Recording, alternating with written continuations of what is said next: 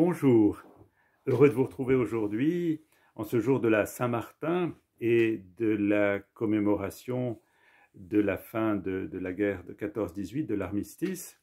Nous pouvons porter dans notre prière à la fois ces grands défis pour le monde que sont le partage et la paix.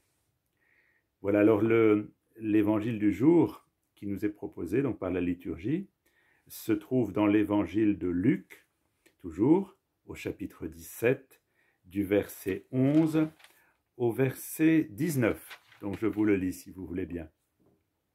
Or, comme Jésus faisait route vers Jérusalem, il passa à travers la Samarie et la Galilée. À son entrée dans un village, 10 lépreux vinrent à sa rencontre. Ils s'arrêtèrent à distance et élevèrent la voix pour lui dire « Jésus, Maître, aie pitié de nous !» Les voyant, Jésus leur dit « Allez vous montrer aux prêtres. » Or, pendant qu'ils y allaient, ils furent purifiés. L'un d'entre eux, voyant qu'il était guéri, revint en rendant gloire à Dieu à pleine voix. Il se jeta le visage contre terre aux pieds de Jésus en lui rendant grâce. Or, c'était un Samaritain. Alors, Jésus dit « Est-ce que tous les 10 n'ont pas été purifiés? Et les 9 autres, où sont-ils?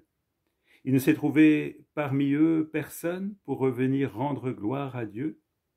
Il n'y a que cet étranger. » Et il lui dit « Relève-toi, va, ta foi t'a sauvé. » Voilà, cet évangile est très beau parce qu'il nous parle de la foi et il nous invite à rentrer dans cette relation unique avec le Christ qui est cette relation de confiance, d'intimité et de foi. Alors on voit cette scène, donc ces 10 lépreux, il y a donc 9 juifs et un samaritain. Ils viennent auprès de Jésus. Alors je suis frappé, si vous voulez, par une question de proximité. Donc leur rencontre, ils arrivent près de Jésus, ils s'arrêtèrent à distance. Ils s'arrêtent à distance de Jésus. Alors, je dirais c'est normal, puisque normalement les lépreux n'avaient même pas le droit de s'approcher du tout des personnes. Ils étaient exclus, comme excommuniés, hors de la ville. Ils devaient se tenir à distance et faire du bruit en arrivant pour qu'on les repère.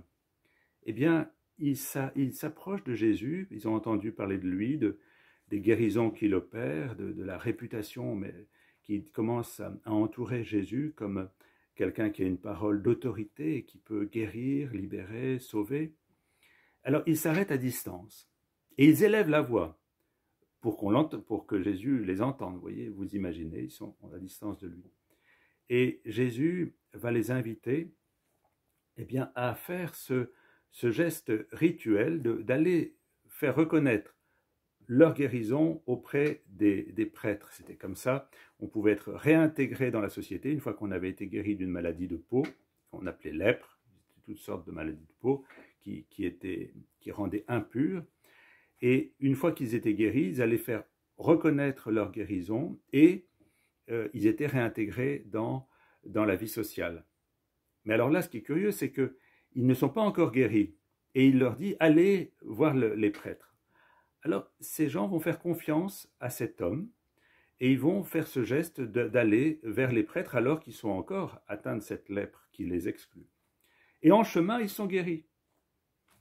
Alors, ce qui est très important, c'est le basculement qui va s'opérer à partir de là.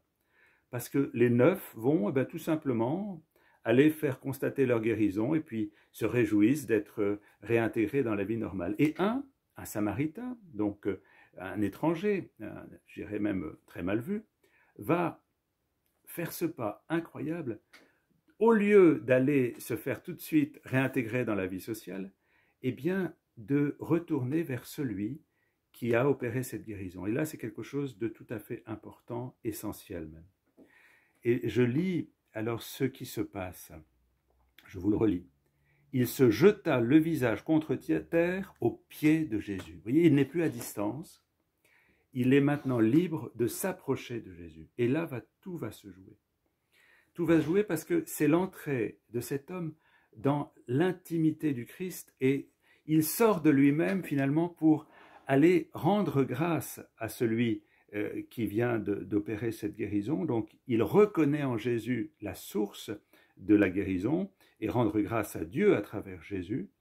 Il rend gloire à Dieu et il rend grâce, il remercie Jésus. Et à ce moment-là, quelque chose va se nouer qui finalement est quelque chose d'extrêmement important, qui va bouleverser la vie de cet homme. Et pour en faire écho, je voudrais aller vers une autre guérison qui débouche sur le salut. C'est une femme qui est atteinte de saignement, une femme dite femme hémorroïde, et qui va être allée vers Jésus pour toucher le manteau de Jésus au milieu de la foule sans se faire reconnaître, et elle va sentir en elle une guérison qu'elle attendait depuis si longtemps. Elle l'exclut de la société aussi.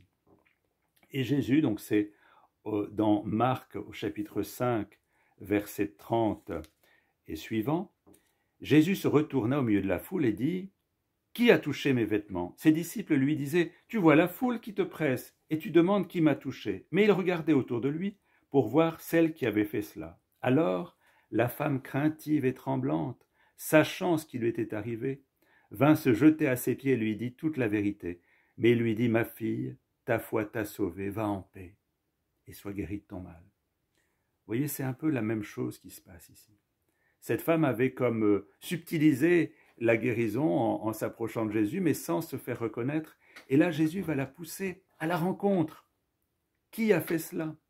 Et comme elle s'approche, il est dit, elle s'approche toute tremblante, donc elle fait face à Jésus, et elle voit son regard, elle comprend qu'elle est aimée de lui, et à ce moment-là, elle dit toute la vérité, se jetant à ses pieds, comme l'homme était revenu, se jetant aux pieds dans l'action de grâce. Et la même réponse pour les deux.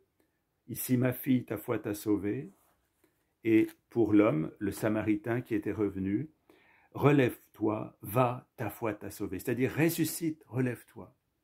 Alors, ce qui nous est proposé aujourd'hui, eh bien, c'est de nous élancer, nous aussi, vers Jésus, qui ne demande que ça. Le Seigneur ne demande que ça, qu'on aille vers lui en confiance, au-delà de nos demandes précises, de guérison, de réponse à des besoins précis que nous aurions, le Seigneur a envie de nous combler par sa présence, mais encore faut-il que nous acceptions de nous tourner vers lui et d'établir avec lui une relation toute intime, toute personnelle. Le Seigneur est en attente, en soif de notre présence, de notre abandon à son amour, mais il ne peut pas nous forcer à aller à lui.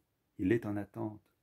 Je lis cette phrase de Maurice Zindel, « Devenir homme enfin dans le sourire d'un regard qui s'est perdu en l'espace de l'amour. » C'est une phrase qui est très poétique, très belle. « Devenir homme enfin dans le sourire d'un regard qui s'est perdu en l'espace de l'amour. » Pour pouvoir percevoir ce sourire de Jésus, pour entendre les battements de son cœur, on ne peut pas rester à distance. Il faut accepter cette simplicité, cette fraîcheur, cette naïveté de venir vers lui, tout simplement, de nous élancer vers lui comme lui s'élance vers nous.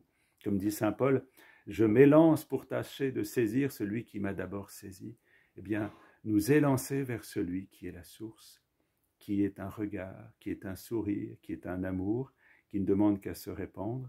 Encore faut-il que nous nous approchions de lui simplement, comme des enfants, pour ouvrir notre cœur et nous détachant de nous-mêmes, nous laisser attacher à lui dans un moment d'intimité, d'amour, et à ce moment-là, tout se transforme en nous. Eh bien, puissions-nous aujourd'hui, comme cette femme hémorroïde, comme ce Samaritain, comme Pierre, qui en Jean, au chapitre 6, verset 68, dit au Christ, « Seigneur, à qui irions-nous ? Tu as les paroles de la vie éternelle.